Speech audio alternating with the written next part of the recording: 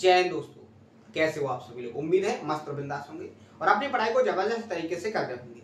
अपना ज्योमेट्री के अंदर जो लास्ट का सेशन हुआ था उसमें मैंने आपको जो क्वाड्रिलेटरल का तीसरा कॉन्सेप्ट था पैरेललोग्राम, उससे रिलेटेड जितने भी टाइप के कॉन्सेप्ट बन सकते हैं, उन पर जितने भी टाइप की लैंग्वेज के क्वेश्चन क्रिएट हो सकते हैं, उन सभी क्वेश्चनों को, सभी कॉन्सेप्टों को मैंने बिल्कुल बेसिक से एडवांस लेवल तक आप लोगों को बहुत अच्छे से समझाने की कोशिश की थी।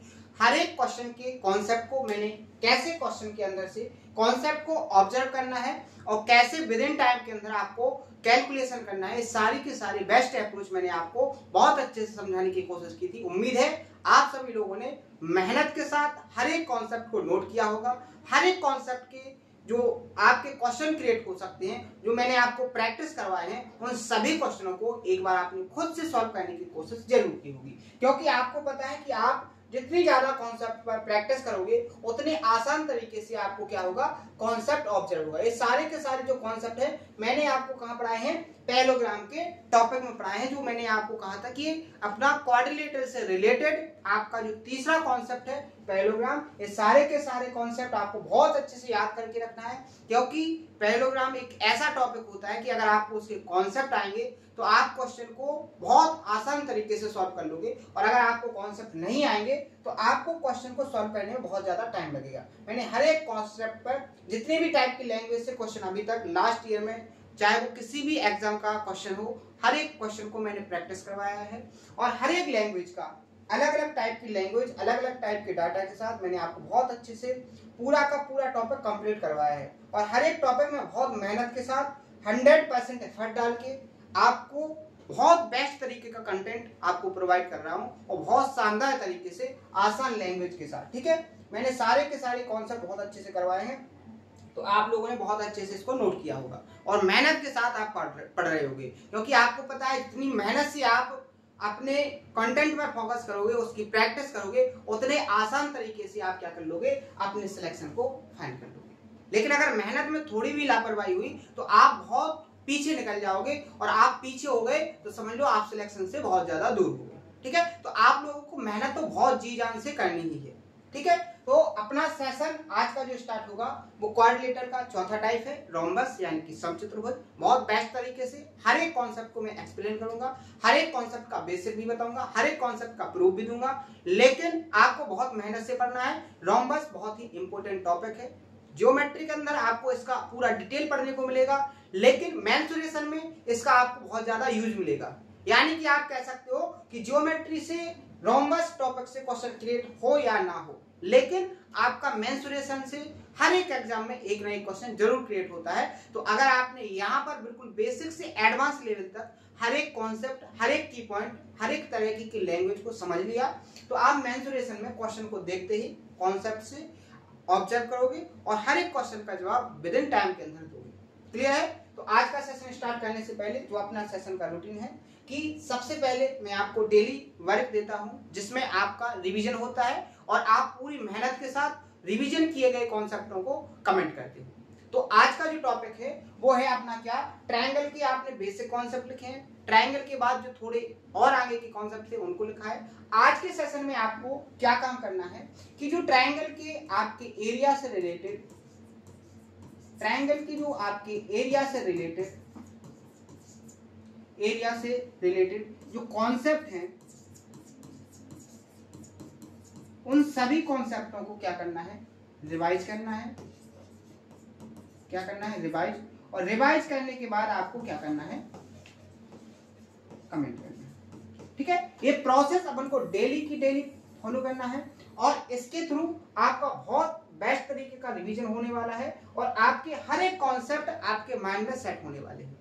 क्योंकि इससे मुझे भी पता चलेगा कि आप लोग रिवीजन कर रहे हो कि नहीं कर रहे हो, और आपके अंदर भी एक लगन होगी, एक इंटरेस्ट होगा कि हम रिवीजन करें और डेली का डेली क्या करें, कमेंट करें, जिससे आपका पता मुझे चले और मेरा पता आपको चले, जिससे आपका रिवीजन बहुत बेस्ट तरीके से होगा और आपका हर एक कॉन्सेप्ट का बहुत अच्छी तरीके से पकड़ बन जाएगी। क्लियर है? तो ये अपना वर्क हो गया, बहुत ध्यान से इसको करना है, डेली का रूटीन है, इसको कभी मत स्किप करना है, आपको टाइम जरूर निकालना है। 10 मिनट का ये टाइम है, 10 मिनट का आपका ये वर्क होता है। 10 मिनट में ही आप इसको क्या कर लोगे, आप बहुत अच्छे से सॉल्व कर लोगे और रिवाइज कर लोगे और अपने कमेंट भी कर लोगे। क्लियर है? इसको आपको डेली के डेली जरूर करना है। तो मैंने आपको बताया है कि अपना जो क्वाड्रिलेटरल है, क्वाड्रिलेटरल का आज का सबसे इंपॉर्टेंट टॉपिक है। तो क्वाड्रिलेटरल को अपन क्या करेंगे, सबसे पहले रोम्बस जो चौथा टाइप है उसको बिल्कुल बेसिक से जानेंगे, क्या क्या की पॉइंट होते हैं, क्या क्या इससे कॉन्सेप्ट बनते हैं, फिर उस पर किस लैंग्वेज से, किस डाटा के साथ लास्ट ईयर के जो एग्जाम्स हुए हैं उनमें कैसे क्वेश्चन क्रिएट किए गए हैं, उन सभी क्वेश्चनों को डिटेल में प्रैक्टिस करेंगे। ठीक है? तो चौथे नंबर का जो अपना कॉन्सेप्ट है, ये क्वाड्रिलेटरल का अपना चौथा कॉन्सेप्ट है और इसका नाम क्या है, रोम्बस। कॉन्सेप्ट का नाम है रोम्बस। हिंदी वाले लिख सकते हैं इसको क्या, समचतुर्भुज। क्या लिखेंगे इसको, समचतुर्भुज।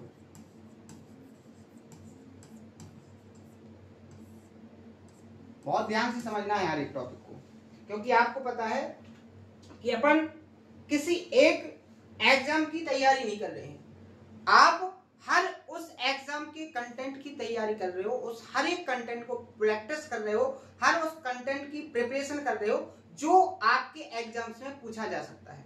आप चाहे वो एसएससी सीजीएल हो, सीएचएसएल हो, एमटीएस हो, सीपीओ है, दिल्ली पुलिस हो, या किसी स्टेट का एग्जाम हो, या आप कह सकते हो सीडीएस का एग्जाम हो, आप किसी भी एग्जाम को उठा के देखोगे जिसमें मैथ आता है, आप उस हर एक एग्जाम के मैथ के सिलेबस को बहुत अच्छे से कंप्लीट कर रहे हो।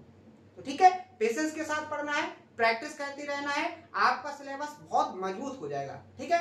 तो मैंने आपसे कहा है कि अपना जो आज का टॉपिक है वो है रोम्बस, जो क्वाड्रिलेटरल का चौथा टाइप है। इससे जो बेसिक कॉन्सेप्ट होते हैं, जो इसका डायग्राम होता है, सबसे पहले अपन उसको समझेंगे।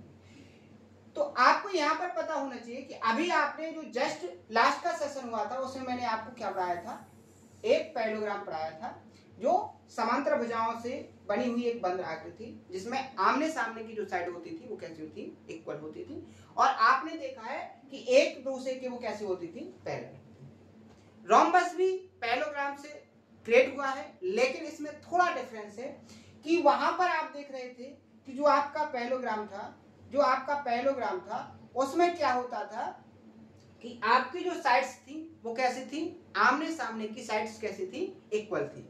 लेकिन यहां पर आपका जो रोम्बस है, रोम्बस में जो आपकी चारों की चारों साइड्स हैं वो कैसी हैं, एक दूसरे के इक्वल हैं, और जो आमने सामने की साइड्स हैं वो कैसी हैं, पैरेलल हैं। यानी कि आप कह सकते हो डेफिनेशन के तौर पर कि एक ऐसा पैरेललोग्राम जिसकी चारों की चारों साइड्स कैसी हो, एक दूसरे के इक्वल हो, यानी कि बराबर हो, तो वो आकृति, वो डायग्राम आपका क्या बन जाएगा, यहाँ पर रोम्बस बन जाएगा। जैसे मैंने आपके सामने एक डायग्राम बनाया है, डायग्राम हो गया आपका ए बी सी डी, यानी कि ABCD एक आपका क्या हो गया है, पैरेललोग्राम, जिसमें आपकी चारों साइड्स कैसी हैं, इक्वल हैं। अगर AB की लेंथ स्मॉल a है तो BC की भी लेंथ आपकी स्मॉल a होगी, और CD की भी लेंथ क्या होगी आपकी, स्मॉल a होगी, और AD की भी लेंथ क्या होगी आपकी, स्मॉल a होगी। तो ये क्या हो जाएगा, आपका रोम्बस हो जाएगा। तो डेफिनेशन आपको बहुत अच्छे से समझ में आ गई होगी कि एक ऐसा समांतर चतुर्भुज जिसकी चारों की चारों भुजाएं कैसी हो जाए, एक दूसरे के बराबर हो जाए, और आमने सामने की जो साइड्स हैं वो कैसे हो जाए, पैरेलल हो जाए, तो आपका वो समांतर चतुर्भुज क्या बन जाएगा, रोम्बस बन जाएगा। अगर आप हिंदी मीडियम से समझना चाहो तो आपने जो लिखा है समचतुर्भुज, चतुर्भुज का मतलब एक ऐसा डायग्राम जिसकी चार भुजाएं हो और वो कैसा हो, बंद हो, तो उसको आप क्या कहते हो, चतुर्भुज। लेकिन सम का मतलब क्या होता है, अपना सम का मतलब होता है इक्वल, यानी कि बराबर। क्या होता है, इक्वल यानी कि बराबर। तो एक ऐसा चतुर्भुज जिसकी चारों की चारों भुजाएं कैसी हो, आपकी इक्वल हो जाए, तो वो आपका जो डायग्राम होगा वो क्या होगा, आपका रोम्बस होगा। यहां पर आपको एक पॉइंट बहुत अच्छे से ध्यान रखना है कि आपने पता है कि स्क्वायर जो होता है, जो वर्ग होता है, उसकी भी चारों साइड्स कैसी होती है, इक्वल होती हैं। लेकिन यहां पर रोम्बस की भी चारों साइड इक्वल हैं, लेकिन स्क्वायर और रोम्बस में बहुत अच्छा डिफरेंस है कि रोम्बस की जो साइड्स पर, जो आपका वर्टेक्स पर जो एंगल होता है वो 90 डिग्री का नहीं होता है, 90 डिग्री का नहीं होता है। लेकिन स्क्वायर में हमेशा वर्टेक्स पर बना एंगल क्या होता है, आपका 90 डिग्री का होता है, एक राइट एंगल होता है। क्लियर है? तो दोनों में आपको डिफरेंस पता चल गया होगा। सबसे पहले दो डिफरेंस मैंने आपको क्लियर करवाए, एक तो पैरेललोग्राम और रोम्बस। दूसरा डिफरेंस मैंने आपको बताया है स्क्वायर और आपका रोम्बस। स्क्वायर और रोम्बस में डिफरेंस एंगल का है, और आपका पैरेललोग्राम और रोम्बस में आपका साइड का डिफरेंस है कि यहाँ पर रोम्बस की चारों साइड्स कैसी होती है, आपकी इक्वल होती है, लेकिन पैरेललोग्राम में आमने सामने की साइड इक्वल होती है और पैरेलल होती है। यहाँ पर आप कहोगे कि क्या सर ये आपका पैरेललोग्राम है, तो बिल्कुल आपका जवाब हो जाएगा कि हाँ बिल्कुल इक्वल है, तब भी आपका ये पैरेललोग्राम होगा। लेकिन अगर आमने सामने की साइड इक्वल नहीं है तो आप उसको रोम्बस नहीं कह सकते हो। आप ऐसा भी कह सकते हो कि जो स्क्वायर होता है वो आपका रोम्बस बन सकता है, लेकिन कभी भी रोम्बस यानी कि समचतुर्भुज आपका स्क्वायर नहीं बन सकता है।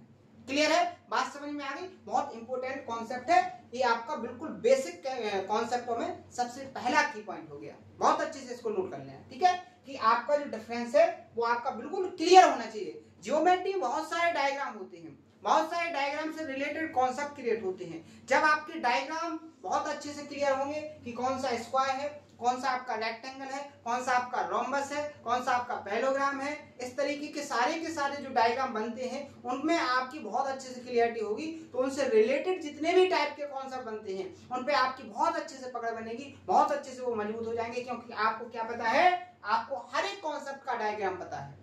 और आपको पता है ज्योमेट्री में जब भी क्वेश्चन पूछा जाता है तो सबसे पहला तरीका होता है कि आपका डायग्राम अच्छा बन जाए, डायग्राम बहुत अच्छे से क्रिएट हो जाए, और डायग्राम के अंदर जो डाटा एग्जामिनर ने दिया है वो डाटा बहुत बेस्ट तरीके से डिनोट हो जाए, तो आपको कॉन्सेप्ट ऑटोमेटिकली बन जाता है। आप उसको डायग्राम के थ्रू क्या कर लेते हो, ऑब्जर्व कर ही लेते हो। क्लियर है, तो ये तरीका है कि आपका पूरे तरीके से क्लियरिटी होनी चाहिए। मैं बेस्ट तरीके से आपको हर एक डायग्राम की क्लियरिटी देता हूं, जैसे मैंने यहाँ पर आपको रोम्बस को समझाया। क्लियर है, उम्मीद है बहुत अच्छे से आपको डायग्राम समझ में आ गया होगा। यहां पर बात करेंगे कि यहां पर जो रोम्बस होता है, रोम्बस के जो आमने सामने के एंगल होते हैं वो इक्वल होते हैं। यहां पर मैं अभी आपको समझाऊंगा। अभी तो सबसे पहला आप की पॉइंट लिखेंगे कि जो आमने सामने के एंगल होते हैं, जैसे एंगल ए के सामने क्या है, एंगल सी, तो यहाँ पर हो जाएगा एंगल ए की जो वैल्यू है वो एंगल सी के कैसे हो जाएगी, बराबर, और यहाँ पर जो एंगल बी है उसकी एंगल डी के कैसे हो जाएगी वैल्यू, बराबर, यानी एंगल जो बी की वैल्यू है वो किसके बराबर हो जाएगी, आपकी एंगल डी की। तो सबसे पहला आपका कॉन्सेप्ट कंप्लीट हो गया है, सबसे पहला की पॉइंट आपका कंप्लीट हो गया है कि रोम्बस के आमने सामने के जो एंगल्स होते हैं वो कैसे होते हैं, आपके इक्वल होते हैं। कैसे होते हैं, देखो इसको समझो। अब मैंने आपको बताया था कि अगर दो पैरेलल लाइंस हैं और एक ट्रांसवर्सल लाइन है, तो मैंने क्या कहा था कि अगर ये एंगल आपका थीटा होगा तो ये वाला एंगल क्या होगा, 180 माइनस थीटा। क्या होगा, 180 माइनस थीटा, क्योंकि मैंने बहुत अच्छे से बेस प्रूफ के साथ आपको समझाया था कि अगर दो पैरेलल लाइंस हैं और एक जो ट्रांसवर्सल लाइन है तो जो अल्टरनेट एंगल होते हैं वो कैसे होते हैं, आपके इक्वल। अगर ये थीटा है तो ये वाला एंगल क्या हो जाएगा, आपका थीटा हो जाएगा। तो आपको अल्टरनेट एंगल से ये थीटा था तो ये भी थीटा हो गया। अब आपका ये लीनियर पेयर बनना, तो इसका ये क्या होगा, कंप्लीट 180 का होगा। अगर आपका इतना है थीटा है तो आपका ये वाला एंगल क्या होगा, 180 माइनस थीटा।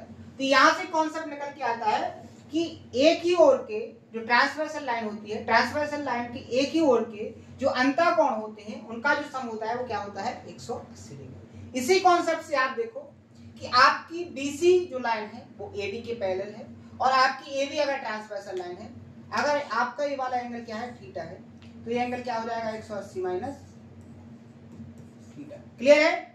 इसी तरीके से आप देखोगे आगे, अगर आपकी AD और BC क्या है, दो पैरेलल लाइन है, और BC आपकी ट्रांसवर्सल लाइन है, अगर ये 180 माइनस थीटा है तो ये क्या हो जाएगा, थीटा।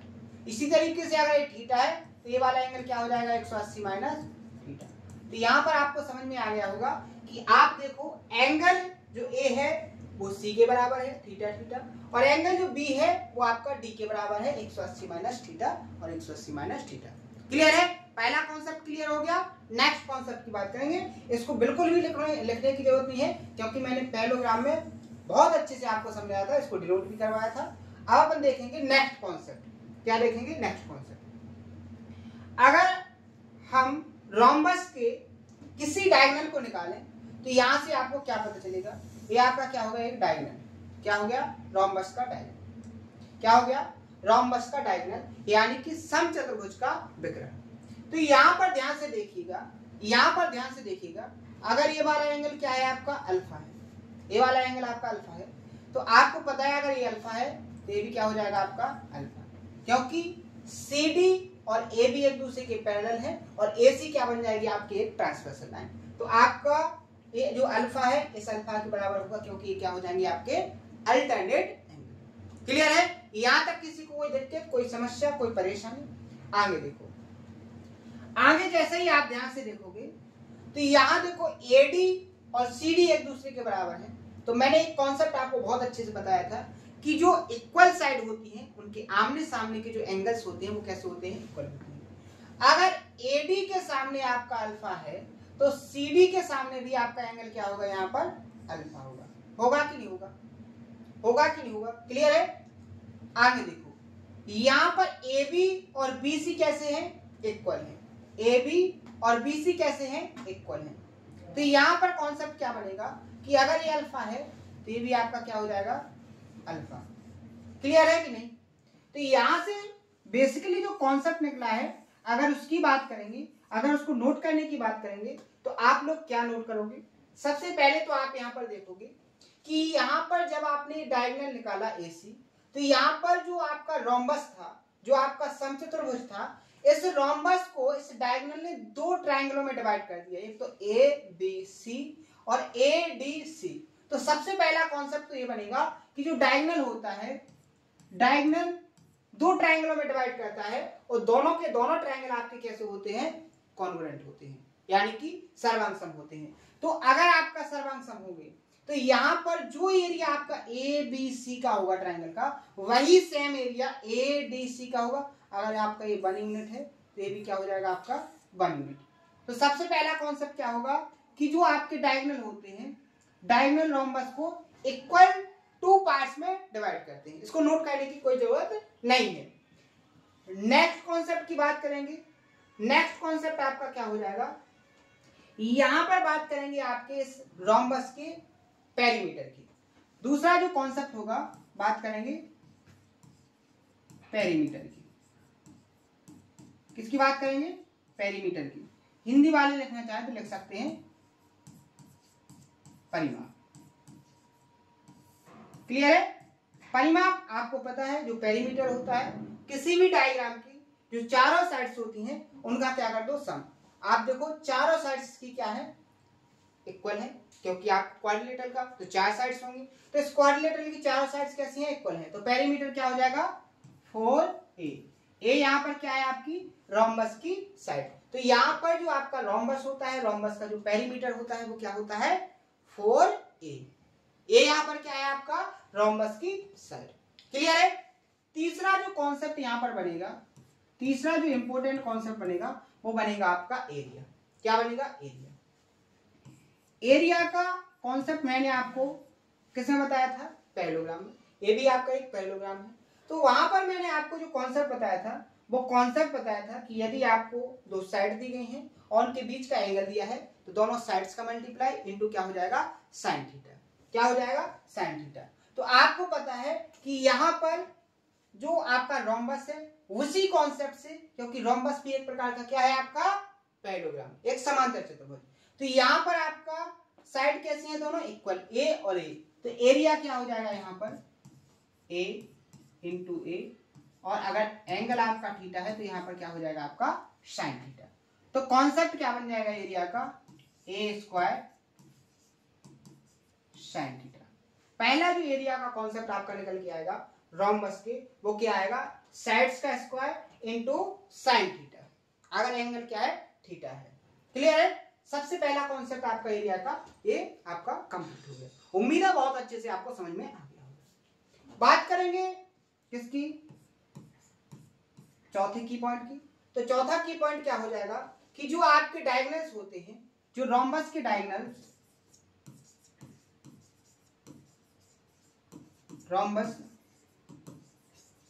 डायगोनल्स क्या होते हैं,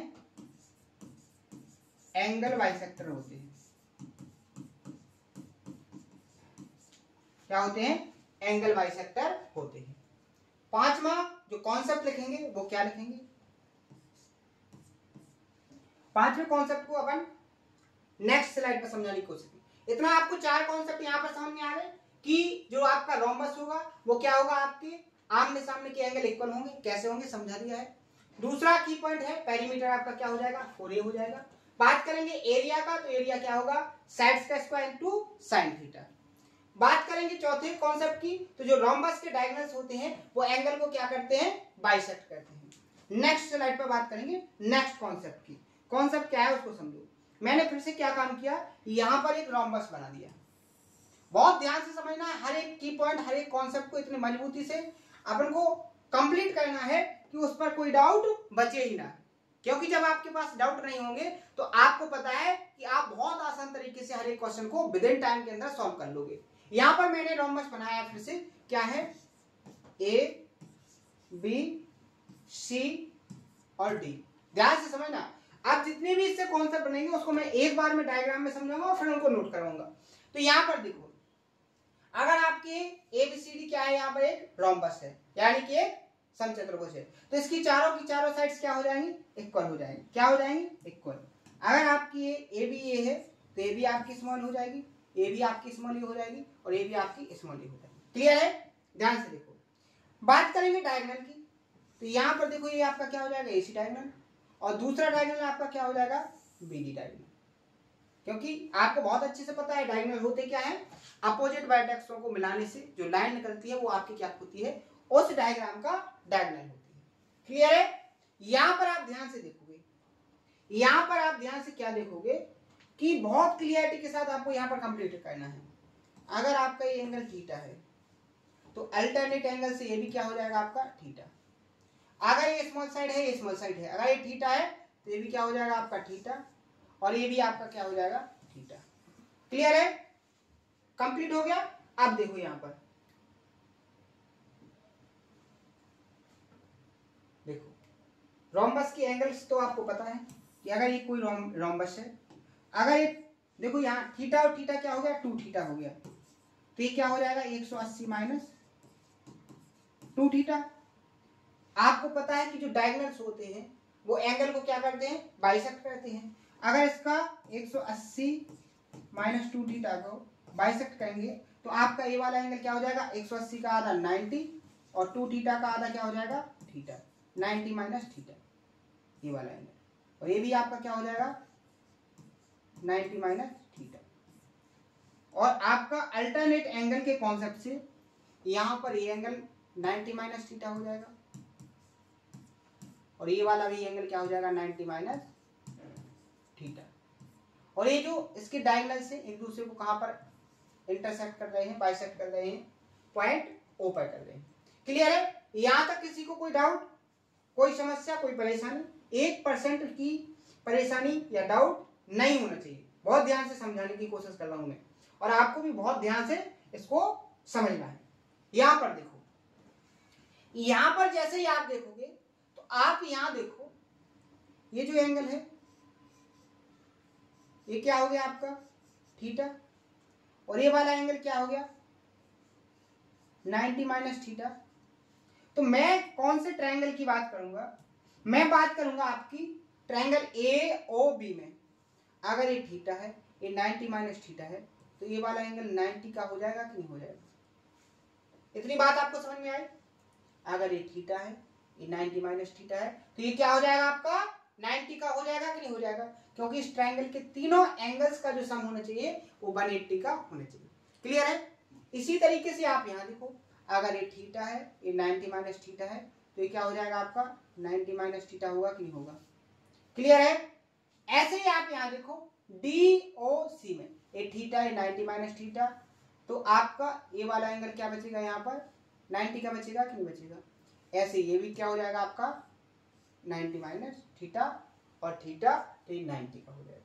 तो यहां पर आप देख रहे हो कि जो आपके डायगोनल्स हैं, जो आपके डायगोनल्स हैं, वो डायगोनल्स एक दूसरे को कैसे कर रहे हैं, एक राइट एंगल पर बाइसेक्ट कर रहे हैं, यानी कि एक समकोण पर एक दूसरे को प्रतिच्छेद कर रहे हैं। लेकिन एक क्वेश्चन मैं आपसे कहूं, डायग्राम को देख करके आप बता सकते हो कि जो डायगोनल AC है वो BD के बराबर है क्या। मैंने आपसे क्वेश्चन किया है कि जो आपका डायगोनल है उसको देख करके आप बता सकते हो कि इसके जो डायगोनल है, जो विकर्ण है, वो एक दूसरे के इक्वल है का? तो आपका जवाब होगा कि बिल्कुल नहीं, एक दूसरे के इक्वल नहीं है। तो सबसे पहले यहाँ पर नेक्स्ट कॉन्सेप्ट लिखोगे। 4 कॉन्सेप्ट अपने की पॉइंट्स हो गए थे। 5वां की पॉइंट्स जो होगा वो क्या होगा कि यहाँ पर जो डायगोनल्स होते हैं, जो आपका AC डायगोनल है ये बराबर नहीं है किसके? BD के। यानी कि जो रोम्बस होता है, रोम्बस के डायगोनल्स क्या होते हैं? एक दूसरे के इक्वल, एक दूसरे के बराबर नहीं होते हैं। क्या होते हैं? डायगोनल एक दूसरे के बराबर नहीं होते हैं। छठवां जो कॉन्सेप्ट लिखोगे वो क्या हो जाएगा आपका कि जो आपके रोम्बस के डायगोनल होते हैं वो एक दूसरे को क्या कहते हैं? 90 डिग्री पर इंटरसेक्ट करते हैं। तो कॉन्सेप्ट लिखोगे रोम्बस डायगोनल्स,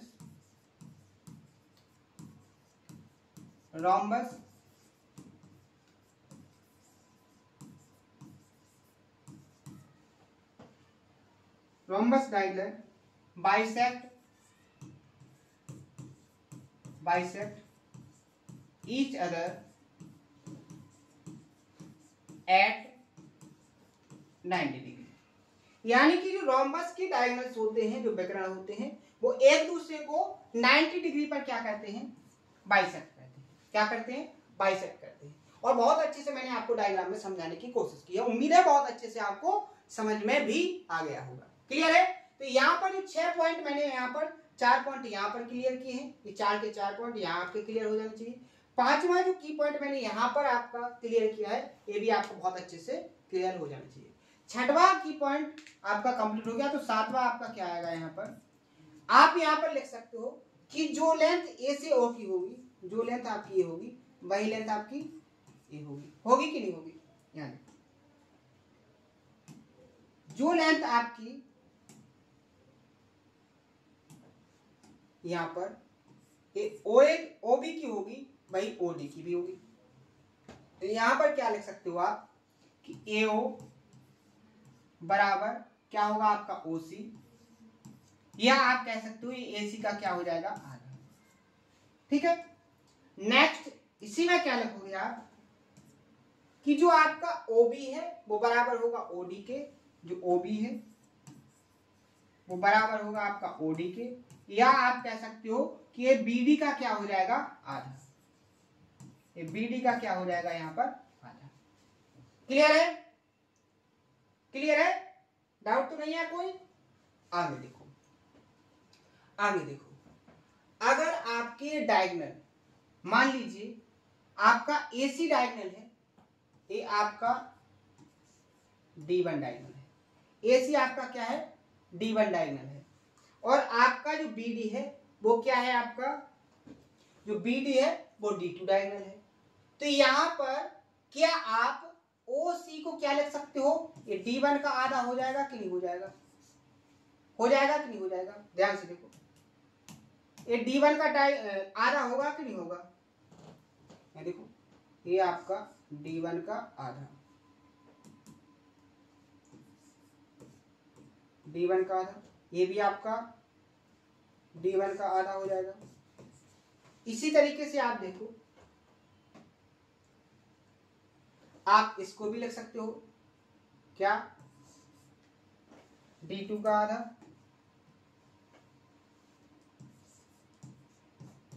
और ये भी क्या हो जाएगा आपका?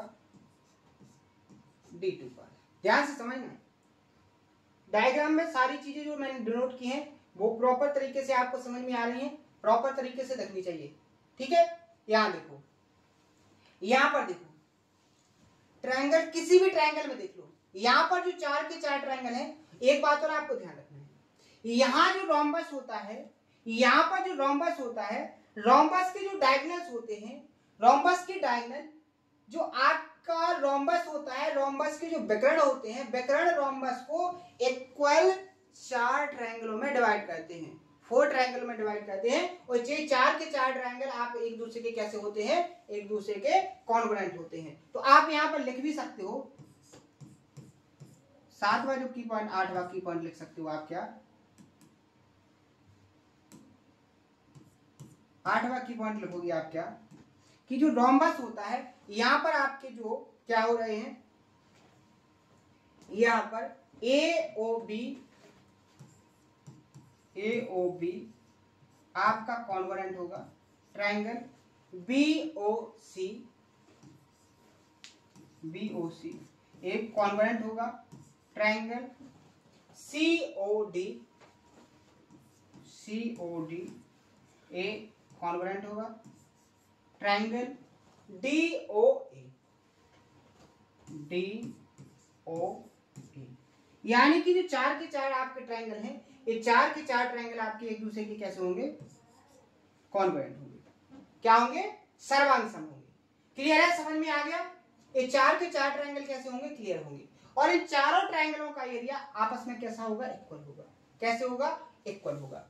आपके चारों ट्रायंगल इक्वल एरिया के होंगे।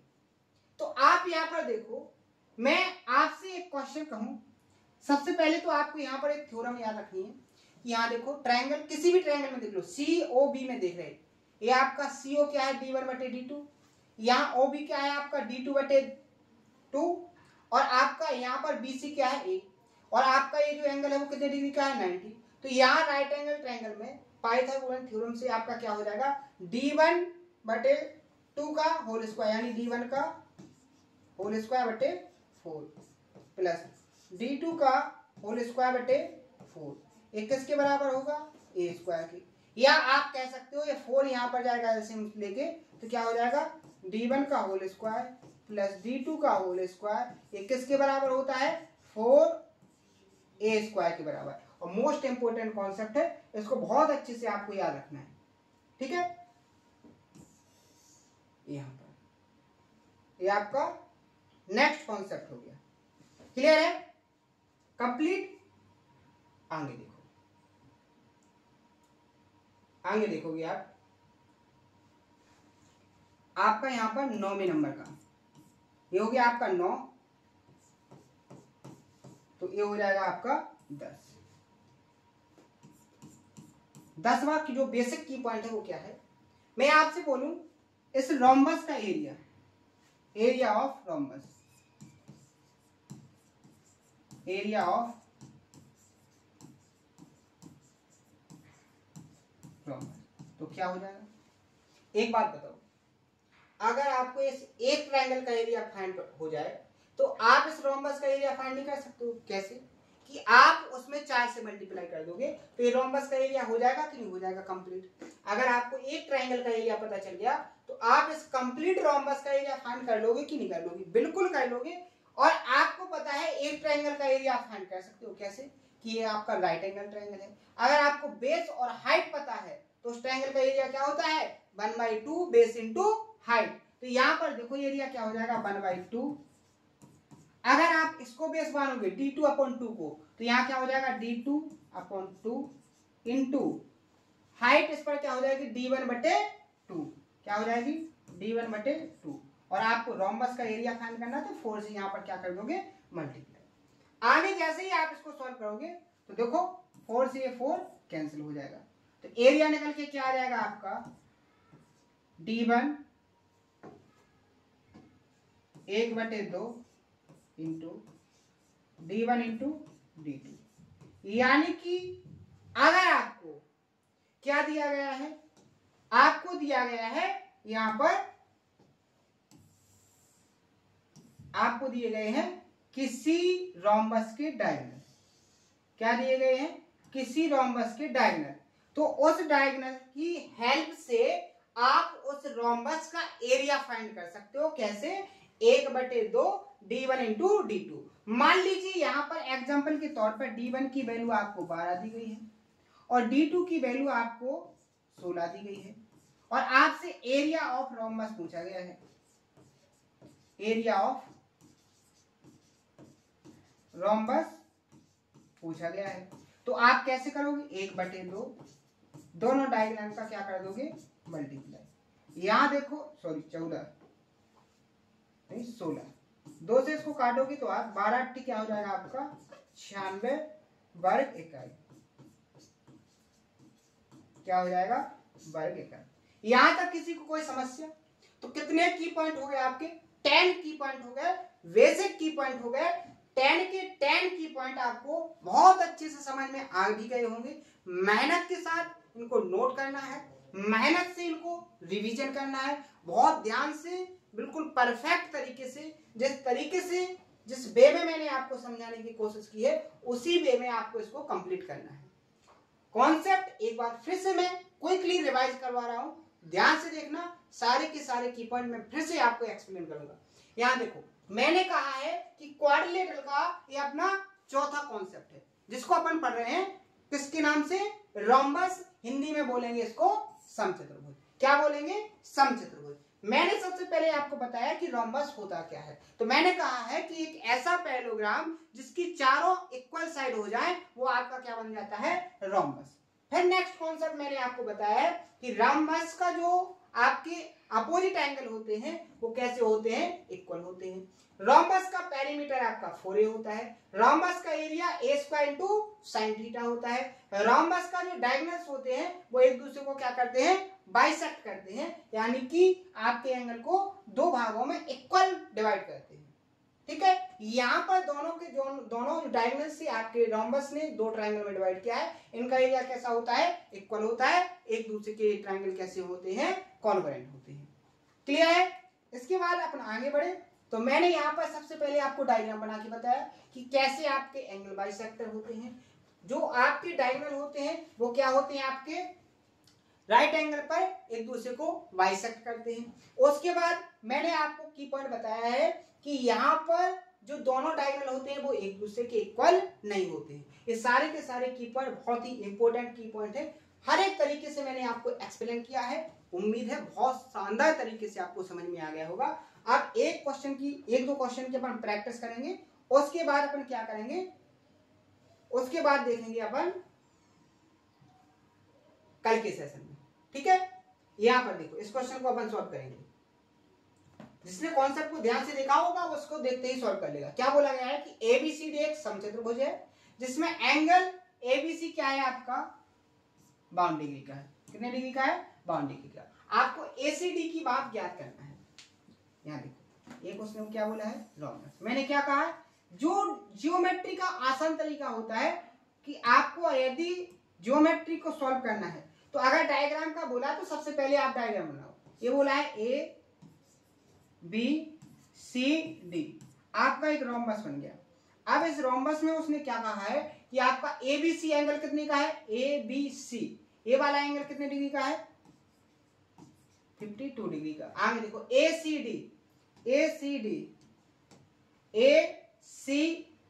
डी यानी ये आपका डायगोनल है। ठीक है, ये आपका क्या हो गया, डायगोनल,